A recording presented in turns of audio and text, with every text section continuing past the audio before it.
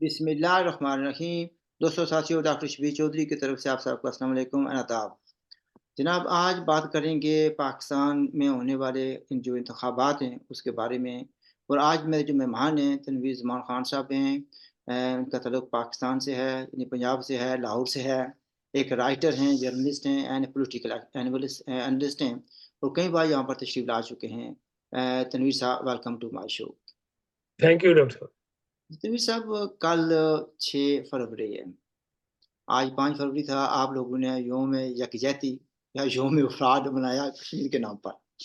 तो जी। कल यानी जो इलेक्शन कैंपेन है वो तो ऑफ़िशियली मेरे ख़्याल में आज ख़त्म हो गई है। कल तो शायद ये ब और परसों तो इलेक्शन हो जाएँगे, 8 को तो इलेक्शन हो जाएँगे। तो जी आप हाँ। इलेक्शन को अभी तक ये श्योर हैं कैंपेन तो ख़त्म हो गई। Are you sure that election will take place? तो डॉक्टर साहब, इलेक्शन तो लगता है कि हो जाएँगे, इलेक्शन हो रहे हैं, लेकिन इलेक्शन में जिस किस्म की सूरत-ए-हाल अभी बन रही है, अब आज भी जो एक दहशतगर्दी का बड़ा वाक़या हुआ है, ये एक हो सकता है, इस बात का इम्कान मौजूद है और इसके कई लोगों ने इस बारे में क्या सराहियाँ भी की हैं, कि हो सकता है पूरे पाकिस्तान में यकमुश्त इलेक्शन ना हो सकें। हो सकता है कि एस्टेब्लिशमेंट जो है वो एक आध सूबे के इलेक्शन जो है उनको रोक ले। ये पॉसिबिलिटी है। लेकिन दूसरी तरफ साथ एक जो सारा एक बहाव है, उससे लगता तो यही है कि इलेक्शन हो जाएँगे। इलेक्शन क्या मतलब है, एक वो सारा एक वोटों-शोटों का सिलसिला होगा। इलेक्शनों का तो सारा सिलसिला एक मुझे डाउटफुल ही है कि वो एक इस तरह का इलेक्शन होगा कि जहाँ पे लोग अपना एक वन मैन वन वोट के हिसाब से अपनी इंडिपेंडेंटली कोई राय देंगे और वो राय अकाउंट फॉर होगी और उससे एक नतीजा अख़ज़ किया जाएगा। नहीं, देखिए, चीज़ें जो है इलेक्शन वो जो जो क्वालिटी ऑफ इलेक्शन है उसके बारे में हम बात करते हैं। लेकिन जिसका आपने इज़हार किया और मैं इसका सवाल करने वाला था, सब्सिक्वेंट जो सवाल मेरा था वो यही था, क्या पूरे पाकिस्तान में इलेक्शन हो जाएँगे या कुछ यानी हिस्से ऐसे हैं, आइदर पूरी एंटायर प्रोविंस और पार्ट ऑफ द प्रोविंस है जिसमें इलेक्शन ना हो। यानी खून रेज़ी का खतरा हो या कोई बड़े हमले हो जाएँ, इसका इम्कान अभी भी मौजूद है। मेरा ख़्याल है अगर पूरे सूबे में नहीं तो कई सारी कॉन्स्टिट्यूएंसीज़ के अंदर तो है ऐसा कि कई कॉन्स्टिट्यूएंसीज़ को इस अमन-ए-अमा की सूरत-ए-हाल क्या के मद्देनज़र रख के इसी बहाने में उनके इलेक्शन ना हो पाएँ। इस बात का इम्कान तो काफ़ी स्ट्रॉन्ग है। तो लेकिन अगर पूरे सूबे का इम्कान भी है, अगर कल फिर कोई ऐसा वाक़या हो जाता है, आज रात को कोई और वाक़या मज़ीद हो जाता है जिसमें सिक्योरिटी के एहलकार बहुत सारे मारे जाते हैं, जिस तरह से आज भी हुआ है, तो फिर उस सूरत में जो है वो नाज़रीन को बता दें कि क्या हुआ? जी, आज कोई सिक्योरिटी एजेंसीज़ के ऊपर अटैक हुआ है, कोई उसके बारे में मुझे ज़्यादा डिटेल मैं जान नहीं सका, लेकिन मुझे इतनी मैंने हेडलाइन टिकर पढ़ा थोड़ा-सा कि वहाँ पे इस तरह का एक वाक़या हुआ है, जहाँ पे पुलिस एहलकार जो हैं, वो बड़े पैमाने पे मारे गए हैं। तो वो एक इसी तरह की सिक्योरिटी आम एजेंसी तौर ये कहा जाता है कि अगर 2 हमलों का या इंसिडेंट्स का इकरार किया जाता है तो इसका मतलब है कि इससे ज़्यादा हुए हैं। ठीक है? ज़्यादा उसमें कम से कम ये बात तो डेफ़िनेट होती है कि उसके अंदर जो उसका एक वॉल्यूम है, जो उसके अंदर मारे जाने वालों की तादाद है और जो उसका एक स्केल है, उसके बारे में काफ़ी इस बारे में जो है वो गलत इन्फॉर्मेशन दी जाती है। ये बात आपकी दुरुस्त है कि उसके अंदर जो उसका एक वॉल्यूम यानी वो एक उसकी इंटेंसिटी और उसका फैलाव उसके बारे में बहुत कम बताया जाता है, वो उससे कहीं ज़्यादा होता है। ये देखें, बात तो डॉक्टर आपने साहब, एक बिल्कुल तो सही बात ये हो गई ना कि इलेक्शन से पहले यानी कल 6 और 7 तारीख को कुछ हादसे हो जाएँ। क्या इस बात का भी इम्कान है ऑन द डे यानी 8 फरवरी को भी कुछ ऐसे हादसात हो जाएँ यानी इलेक्शन खुदा ना ख़ास्ता खूनी शक्ल अख्तियार कर लें या और कोई गड़बड़ हो जाए? मुझे नहीं लगता कि ऐसी कोई सूरत-हाल पैदा होगी, क्योंकि पाकिस्तान के अंदर कोई ऐसी फ़ोर्सेज़ इस वक़्त कोई सरगर्म अमल नहीं है, जो कि पाकिस्तान को अंदर से उस तरीके से हिला दें। क्योंकि पीटीआई के पास कोई इस किस्म का मिलिटेंट विंग उस तरह का नहीं है, जो कि वो अपने तौर पे इलेक्शनों के अंदर कोई ऐसी कोई हलचल पैदा कर सके। उनके पास मिलिटेंट दिमाग के लोग तो हैं, लेकिन और उनकी लेकिन वो भी किसी नहीं, अ टीटीपी है। जी, टीटीपी तो खुद एक इस इलेक्शन के अंदर आना चाह रही है। उनका ख़्याल है कि उनका एक वोट बैंक बढ़ेगा और उनका वो एक पूरे प्रोसेस का हिस्सा है इस वक़्त। सॉरी, टीटीपी कह रहा हूँ, वो ये तहरीके जो है तहरीक तालिबान तो खैर नहीं, लेकिन तहरीक तालिबान तो एक मिलिटेंट है। मैं उनकी बात कर रहा था, लबैक वालों की। लेकिन वो तहरीक लबैक अलहदा, वो तो बेसिकली जी जी यहाँ जी जी जी मिलिट्री है। जी जी। ये जो TTP है, तहरीक तालिबान पाकिस्तान तहरीक में। तालिबान जो है, जी जी, ये इनका इनका थ्रेट तो बहुत मौजूद है। उन्होंने तो बल्कि कहा भी है कि वो इलेक्शनों के अंदर जो है वो आगे एक दो वाकयात उनके और होने के इम्कानात हैं। एक दो नहीं, बहुत ज्यादा भी हो सकते हैं, बड़े स्केल पे भी हो सकते हैं। लेकिन वो कहाँ तक कर सकते हैं, क्योंकि पाकिस्तान की हमारी जो पाकिस्तान की सिक्योरिटी एजेंसीज हैं और जो पाकिस्तान की फौज है, उनके पास उनके टीटीपी के बारे में मालूमात काफी ज्यादा हैं इनको, क्योंकि जाहिर है इन्होंने उनको बनाया भी है, उनको पाला पोसा भी है, तो इस लिहाज से इनके घर के ही लोग हैं एक तरह से, अगर माजी को देखें तो। इस तरह से इनके पास एक लिंक के हवाले से उनके बारे में खबर सारी है कि वो कहाँ पे क्या कर सकते हैं, उनकी कैपेबिलिटी और प्लानिंग क्या हो सकती है। तो इसने इससे मुझे ऐसा, पता किया कि इनके जो तर्जमान हुआ करते थे, तो वो भी एजेंसियों के पास थे और फिर भाग भी गए किसी तरीके से। जी जी, इन्होंने तो बहुत सारे लोगों को रखा भी, फिर भगाया भी। जाहिर है कि इन्होंने उनको ट्रेनिंग दी है, इनके अपने सारे सिलसिले इस तरह के हैं। जेलों से लोगों को भगाया, जेलें वहीं जेलों से भाग गए लोग। इन्होंने इस तरह से हजारों लोगों को भगाया जो पाकिस्तान के ऊपर हमलावर होते रहे हैं। तो इसीलिए तो बलोच और वो जो वहाँ के लोग जो थे वो नारे लगाते थे कि ये जो दहशत गर्दी है इसके पीछे पाबंदी है, जो नारा लगाते थे, उनके उनके पस मंजर में यही तो होता था कि ये आप खुद ही उनको ट्रेन करते हो, उनको भगा भी देते हो, उनसे हमले भी करवा रहे हो, और फिर आप कह रहे हो जी मुल्क में दहशत गर्दी हो गई है। तो ये तो एक अपने तौर पे एक उनके तरफ से जो हकायक आते थे वो तो इसी तरह के थे। तो इस हवाले से जो एक वहां पे सूरत बिगड़ने का इम्कान है। अब आप देख लिए कि 2-3 रोज पहले मारंग बलोच ने जो जो यहाँ पे इस्लामाबाद में जुलूस लेके आई, तो उसके बाद वो वापस गए, क्योंकि इन्होंने कोई उनकी सुनी ही नहीं। ये उनको दहशत गर्दों के नुमाइंदा कहते रहे और उनको इंतहा पसंदों के नुमाइंदा कहते रहे।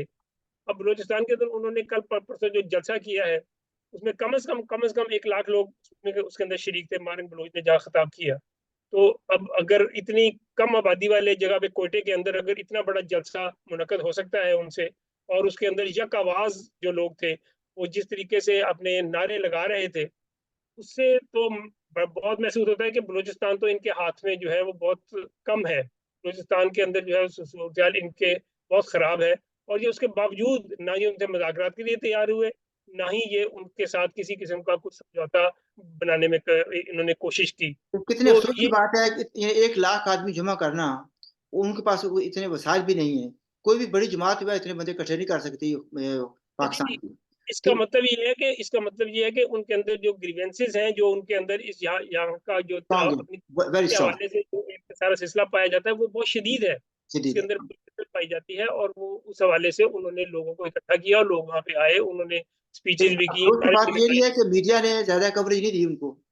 दी नहीं जी, इन्होंने तो दी नहीं, इन्होंने तो उसका जिक्र ही नहीं किया कहीं। इन्होंने तो कहीं जिक्र ही नहीं किया कि वहाँ कुछ हो रहा है। तो बल्कि ये जो पंजाब के अंदर जो सोशल मीडिया चलाने वाले लोग भी हैं, उन्होंने भी परहेज ही किया इससे, कि वो ताकि वो कहीं गिरफ्त में ना आ जाए। तो अपने सूबे के अंदर, अपने पाकिस्तान के एक सूबे के अंदर एक होने वाली चीज जो कि एक डेमोक्रेटिक है, जिसके अंदर लोग मौजूद हैं, आप इजहार ख्याल कर रहे हैं, आपने इलेक्शनों का माहौल भी बनाया हुआ है, उसके बावजूद आप इतने इतने बड़े इतमाद की कोई वहाँ पे कवरेज नहीं है। जबकि यहाँ पे 10 आदमी कहीं पीपल्स पार्टी का कुछ जलसा हो, उनका कुछ जलसा हो, जहाँ पे बहुत थोड़े से लोग हों, उनको आप हेडलाइन दिखा के सारे चैनल से बैक वक्त और सारा दिन दिखाते रहते हैं। तो ये एक, अब मैं समझता हूँ कि एक तरह से बहुत ही गैर जिम्मेदार और बहुत ही एक सेंसर्ड और एक तरह की जो कंट्रोल्ड एक तरह की डेमोक्रेसी चलाने की कोशिश हो रही है, एक जो कि नाम एक बुराई नाम डेमोक्रेसी है। देखो, इस पर हम बात अगर चल रहे हैं तो थोड़ी सी बात और भी कर रहे हैं। वो लोग चल कर आए इतने दूर से, ठीक, और जिसमें ख्वातीन भी थी, बच्चे भी थे, बूढ़े भी थे, सारे लोग आए, और आपने उनसे बात करने से भी इनकार कर दिया। या कोई मीडिया कवरेज नहीं मिली उन पर। ठंड इस या दिसंबर की यानी सर्दी में आपने उन पर पानी भी फेंका, ठीक, फिर ये वापस गए और इतने आप मात्रा बड़े कर ली, इज्तिमा किया। उनका उनके तारों का जाल बिछा के उनको ना किसी को जाने देते थे उनके पास, ना किसी को आने देते उनके पास। इन्होंने खुराक तक को रोका। अच्छा, यानी फिर ये मैं कोई काम जो सवाल मैं करना इन्होंने चाहता नहीं तुमसे कर मैं रहा है। सवाल करना चाहता था, भाई यहाँ से वापस जाकर उन्होंने इतना बड़ा इज्तिमा किया, आपने उसकी भी कवरेज नहीं दी, ठीक है, किसी तरीके जी से जी भी। जी। ऐसे में जो लोग हैं उनके जज्बात मजीद भड़केंगे, उनके दिल में मोहब्बत प्यार तो नहीं आएगा ना। एग्जैक्टली यही तो बात है सारी समझने की, कि अगर आप उनके साथ इस तरह की नफरत करेंगे तो आपने पहले बांग्लादेश भी बनवा दिया, अब आप बलूचिस्तान की तरफ उसी पॉलिसी के साथ चल पड़े हैं। फिर आप कोई और लोगों की तरफ चल पड़ेंगे, फिर आप कबायलियों की तरफ चल पड़ेंगे, फिर सिंधियों की तरफ चल पड़ेंगे। ये एक, मैं इस फौज के इस एजेंडे को समझ नहीं सका कि या तो ये अकल से कासर है, या अपने मफादात के अंदर इतने ये ब्लाइंड हो चुके हैं कि इनको जो है वो इस बात की बिल्कुल अंडरस्टैंडिंग नहीं हो पा रही कि अगर ये मुल्क के साथ, अगर ये मुल्क इनका ही है तो अपने मुल्क को तो बचा लो भाई, ये आप ही कोई बेनिफिट दे रहा है तो इसको बचाने वाली भी तो काम करो। तो लेकिन लेकिन इनके अंदर कोई इस किस्म की, मैं समझता हूँ बहुत ही नैरो विजन के साथ काम करते हैं।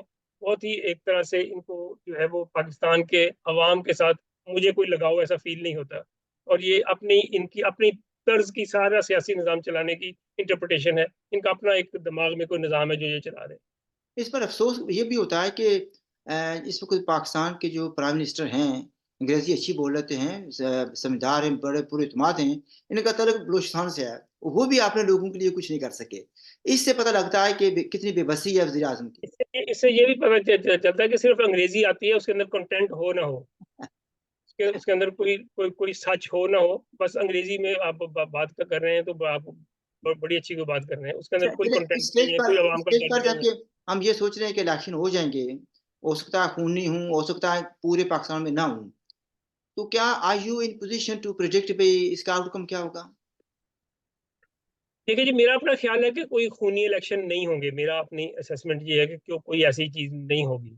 इलेक्शन आम एक नॉर्मल तरीके से हो जाएंगे, सिवाय काफी सारी कॉन्स्टिट्यूएंसीज के अंदर इलेक्शनों को रोकना पड़ेगा नहीं, इसके अलावा शायद और इसके अलावा नहीं कुछ होगा। बाकी चीजों के इम्कान तो हैं कि सूबे के पूरे के रोके जाएं, लेकिन मेरा ज्यादा ख्याल ये है कि ये इलेक्शन अपने एक जिस तरीके से मैनेज किए जा रहे हैं, जिस तरीके से पुरअमन इनको होंगे, आप कह रहे हैं कि इनको इलेक्शन पुरअमन होंगे, लेकिन इसका यानी आप यानी कौन सी पार्टी आप यानी मेरा मतलब ये था कि आउटकम क्या होगा भाई, अब पार्टी की जैसे। ये इलेक्शन पुरअमन होंगे, लेकिन फेयर होंगे कि नहीं होंगे ये अलहदा सवाल है।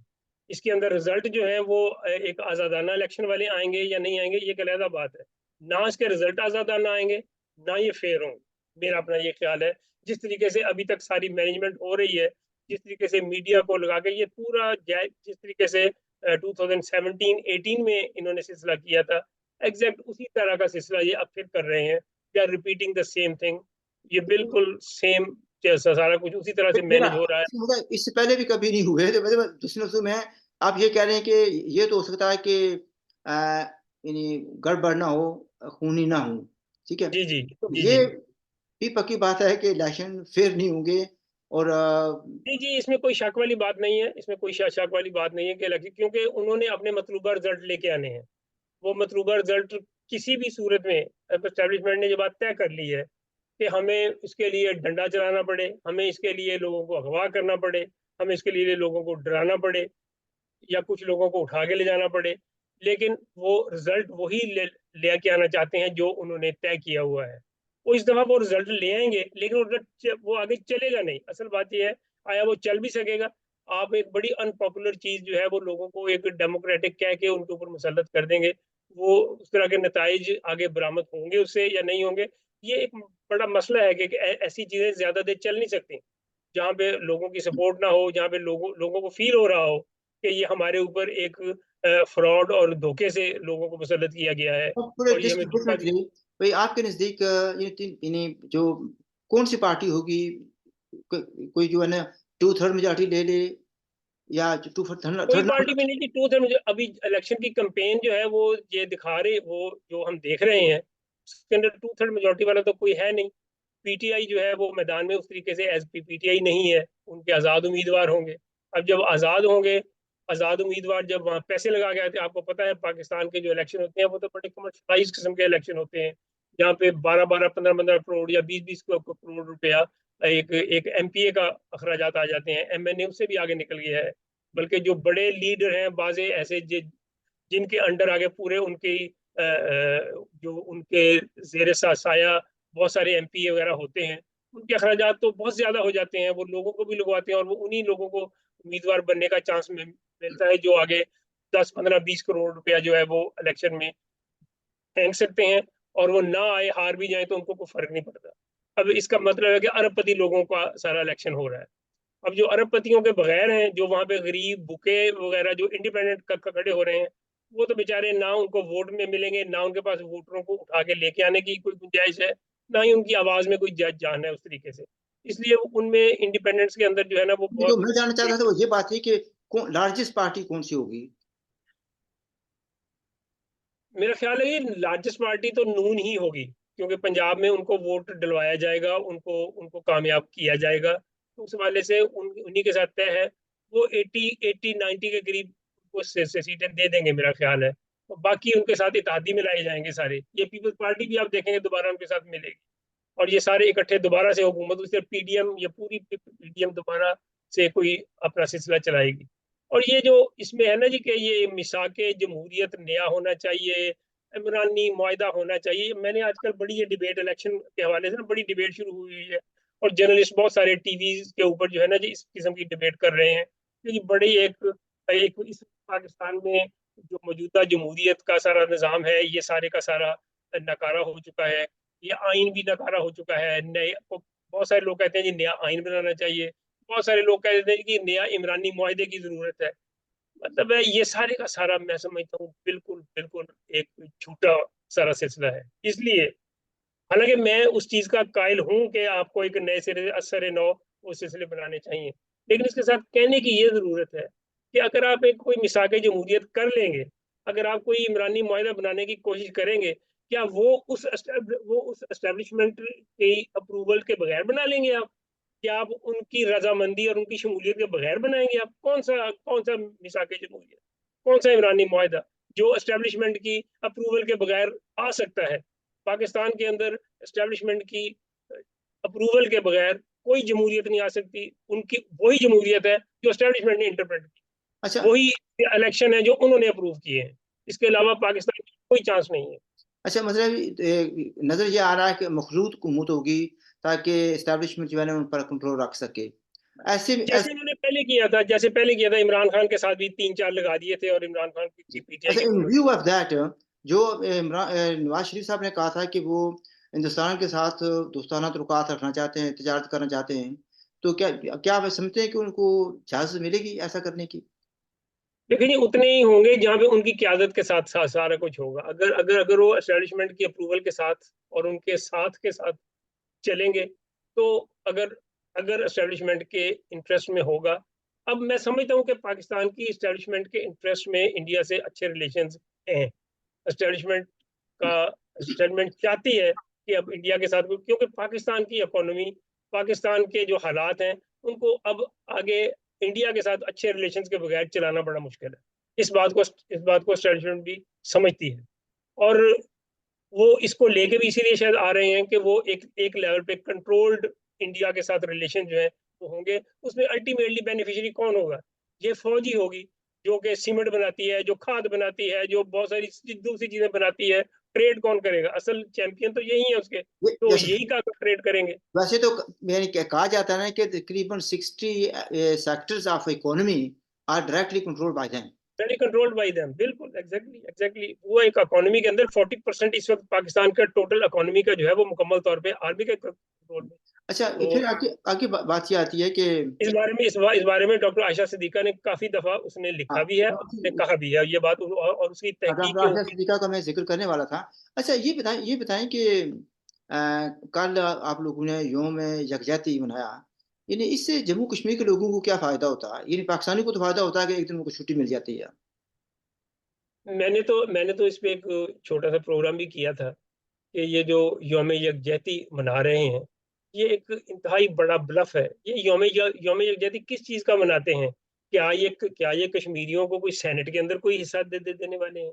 क्या ये उनको वहाँ के जो वसाइल की तकसीम है उसमें कोई हिस्सा दे देने वाले हैं?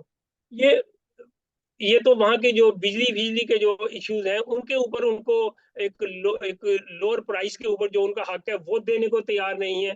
तो कहाँ ये सारा सिलसिला वो पूरा बाकी सियासी हिस्सा दे देना कि उनकी नुमाइंदगी के अंदर हिस्सा हो, उनका एजुकेशन के अंदर हिस्सा हो, पूरा उनका जो एक उनकी एक इकोनॉमी में मुकम्मल एक जैसे एक पूरी आबादी का हिस्सा होता है वो उनका दिया जाए, इस बारे में तो वो कोई चीज मानने को तैयार नहीं है। एक कर्नल जो है वो वहाँ कश्मीर के प्राइम मिनिस्टर को जो है वो जाके डिक्टेट कर रहा होता है कि जी आपके लिए ये हुक्म है। तो आपने उनको रखा तो बिल्कुल 2 नंबर क्या 3 नंबर पे रखा हुआ है, और आप उनके साथ यकजहती करना चाहते हैं। ये एक ऐसे ही फ़िज़ूल स्टंट है, मैं समझता हूँ कि इसका इसका रियलिटी के साथ कोई ताल्लुक नहीं है। यानी उन्होंने एक चीज़ देखिए, अगर कश्मीरियों के साथ करना चाहते हैं ना यकजहती, तो यानी जो कश्मीर उस साइड पर है, on the Indian side of divide, जी हाँ। उनके साथ आप यकजहती दिखाना चाहते हैं, लेकिन जो आपके पास है, उनको जूते के नीचे रखा हुआ है। ये कौन-सा इंसाफ है? मैं समझता हूँ दोनों दोनों तरफ ही दिखा रहे होते हैं, क्योंकि हम अंदर से मानते भी हैं। मैंने तो यहाँ पे भी जुलूस जो इनके देखे हैं, यहाँ पे बहुत सारे लोग जो यूके के अंदर कश्मीरी जुलूस जुलूस निकाल रहे होते हैं। आज आज भी उन्होंने निकाले हुए थे। तो ये जो इस किस्म के जुलूस इनके होते हैं, इनके अंदर जो नारे होते हैं वो अल्टीमेटली तो है कि जी हमने पाकिस्तान के साथ में मिलना है। उसका नारा जो होता है वो बुनियादी तौर पे कि यही होता है कि जी कश्मीर बनेगा पाकिस्तान। वो कश्मीर की आज़ादी की बात नहीं कर रहे। वो दो जो वहाँ पे एक एक तरह से गासिब हैं, एक तरफ पाकिस्तान, एक तरफ इंडिया, और दोनों में से ये लोग जो नारा लगा रहे होते हैं, इनकी यकजहती पाकिस्तान के साथ है। ये यौम यकजहती का मतलब है पाकिस्तान यकजहती, ये सॉलिडरिटी विद पाकिस्तान है। आज एक मेरे दोस्त ने बड़े अच्छे बहुत अच्छे कमेंट किए इस बात के ऊपर। उन्होंने कहा कि मेरी कश्मीरियों से दरख्वास्त है कि वो हमारे लिए काम करें, पाकिस्तान के लिए, यानी कि पाकिस्तान के हालात अब इतने खराब है कि हमें आपकी हेल्प की जरूरत है। आप हमारी हेल्प की तवक्को ना करें, हमें आपकी हेल्प की ज़रूरत है कि पाकिस्तान में सूरत हाल बहुत ख़राब हो गई है। बात तो ठीक है। अभी आपने ज़िक्र किया था बिजली का भी। हमारे भी जम्मू कश्मीर के कुछ लोग हैं, वो बड़े अपने आप को दानिश्वर समझते हैं, लेकिन उसमें भी शायद उनको समझ नहीं आती। अक्सर मैंने उनको सुना ये कहते हुए, लीडरों को भी कहते हुए सुना कि पाकिस्तान हमसे 4 रुपए फ़ी यूनिट खरीदता बिजली। ये टोटली गलत है। ये है कि 3, साढ़े 3 और या 4 रुपए फ़ी यूनिट तैयार होती है। वो सीधी सारी पाकिस्तान के पास जाती है, तो हाँ, खरीदता नहीं है। जब वो हमारे पास वापस से देते हैं, तो वो 55 रुपीज़ प्लस होती है। इन लोगों का मुतालबा सिर्फ ये है कि ₹62 हम ₹62 पर यूनिट जो रेट है उसी पे दे देते हैं बस, वापस। और हम ये उनको हमारा इन लोगों का मुतालबा ये है कि आप ऐसा करें कि जितने पर तैयार होती है ना, उस पर हमें दे दें, या चलो 5-7 रुपए ऊपर लगा लें। ये क्या बात हुई कि पानी हमारा, ज़मीन हमारी, बिजली भी हमारी, वो ले आप उधर जाते हैं, और फिर हमें जूते की नोक पर रखते हैं। तो ये कौन-सी ये यकजहती का इज़हार है, या ये मोहब्बत बात का है, इज़हार है, या दोस्ती का इज़हार है? ये बात है सही कि यकजहती कौन सी बात है, कोई यकजहती नहीं है। अगर यकजहती जेन्युइन हो तो आप उनको पूरी तरह से अपना बराबर का एक पार्टनर बनाएं, हर जगह पे उनको हिस्सा भी दें, सारा कुछ कर रहे हो, फिर तो सॉलिडरिटी की समझ आती है। रखा हुआ है आपने उनको स्लेव्स की तरह, डेमो, और आप उनके ऊपर इम्पोज हैं बिल्कुल जैसे कोई इंपीरियलिस्ट पावर होती है, और आप उनके साथ सॉलिडरिटी का नारे लगा रहे हैं। ये मैं समझता हूँ कि बेवकूफ बनाने वाला सिलसिला है जो चल रहा है। तो इसको बहरहाल, इसका अब क्या किया जाए? पाकिस्तान ऐसा ही है, पाकिस्तान तो सारा ऐसा ही है। तो ये खाली कश्मीरियों के साथ ही नहीं है, ये पाकिस्तान के अंदर भी, क्योंकि यहाँ पे भी सारी एक एस्टेब्लिशमेंट की जो क्रिमिनलिटीज हैं वो सारे के सारे लोगों के ऊपर इम्पोज्ड हैं, और उन क्रिमिनलिटीज का सारे लोग शिकार हैं। वो खा सूबे के लोग हों, खा वो वो वहाँ पे कश्मीर के हैं या पंजाब के हैं या केपीके के हैं, हर जगह के ऊपर ही यही लोग मुसल्लत हैं। मतलब इन्हीं की हमारी आज़ादी का इससे अंदाज़ा लगा लें कि फ़र्ज़ किया कि मेरे पास इतने पैसे हैं कि, और मैं 1 मेगावाट बिजली जनरेटर लगाना चाहता हूँ, या जो भी तरीक़ाकार है वो करना चाहता हूँ पैदा करने के लिए। तो मुझे ये इजाज़त नहीं है कि मैं 1 मेगावाट बिजली, हालाँकि मैं जम्मू कश्मीर का रहने वाला हूँ। ठीक है? मुझे इजाज़त नहीं है। इसकी इजाज़त के लिए मुझे पाकिस्तान से राब्ता करना पड़ेगा। तो वो कहेंगे कि ठीक है, हम इजाज़त देते हैं, लेकिन वो जो 1 मेगावाट है वो हम यूज़ नहीं कर सकते, वो डायरेक्टली कहते हैं जिसको सो कॉल्ड नेशनल उनका ग्रिड है, उसमें जाएगा। तो इस लिहाज़ से देखने का हम कितने आज़ाद हैं। ठीक है? तो आप फिर टू कंक्लूड तो जैसे एक और पाकिस्तानी से मेरी बात हो रही थी, तो अभी आपको पता है कि मैं मिडल ईस्ट में गया हुआ था, वापस आया हूँ कल-परसों ही। तो वहाँ पर एक आदमी से बातें हो रही थी, तो उसने कहा, "यार भई, आपसे मुझे हमदर्दी है, वाक़ई आप लोगों से नाइंसाफ़ी हो रही है, और आप आज़ाद नहीं हैं।" असल में मैंने मेरी जो किताब है ना, how Azad is Azad Kashmir government, उसका ज़िक्र आया, तो थोड़ी-सी मैंने बातें की। उसने कहा, "यार भाई, इंसाफ़ से बताइए कि क्या हम पाकिस्तानी आज़ाद हैं? अगर हम आज़ाद नहीं हैं, तो हम आपको आज़ादी कैसे दे सकते हैं?" कैसे दे सकते हैं? एग्ज़ैक्टली, बात तो यही है, सारी बात तो सारी यही है। इस दफ़ा तो ख़ास तौर पे जो इस वक़्त पाकिस्तान के अंदर जो एक डेमोक्रेटिक, बज़ाहिर एक डेमोक्रेटिक इलेक्शंस का माहौल बनाया हुआ है, इसके अंदर जिस किस्म का कंट्रोल्ड सारी कैंपेन, सारा सिलसिला कंट्रोल्ड है, स्लोगन्स कंट्रोल्ड हैं, इश्यूज़ कंट्रोल्ड हैं, अदलिया कंट्रोल्ड है। उसके अंदर तो साफ ज़ाहिर हो रहा है कि अब पाकिस्तान जो है ना वो एक तरह का बिल्कुल जिस तरीके से एक मार्शल लॉ का दौर होता है, ये उससे कम न नहीं है उस लिहाज़ से कि हर चीज़ जो है वो अंडर डिक्टेटर वो एक तरह से अंडर डिक्टेशन है। वो जिस तरीके से डिक्टेशन आती है उसी तरीके से चीज़ें ऑपरेट हो रही हैं। मीडिया पूरे का पूरा सब कंट्रोल में है। तो ये सारी चीज़ें ज़ाहिर है कि कोई जमहूरियत का और उसका कोई शाखसाना नहीं बनाती। जनाब तनवीर साहब, थैंक यू वेरी मच। आपने इस वक़्त भी नाज़रीन को ये कह दें कि रा यानी लंदन में इस वक़्त 11:25 हो गए हैं। तो इतनी लेट नाइट मैंने इनको तकलीफ़ दी और इन्होंने इनकी सो काइंड ऑफ तनवीर साहब के उन्होंने मुझे टाइम दिया। तो हमारी तरफ से खुदा हाफ़िज़। अगर आपके कोई पास बात कोई सवाल हों या कोई कमेंट करना चाहें चाहें तो please you know you are at liberty to do that. हमारी तरफ से खुदा हाफ़िज़ एंड लुक आफ्टर योरसेल्फ।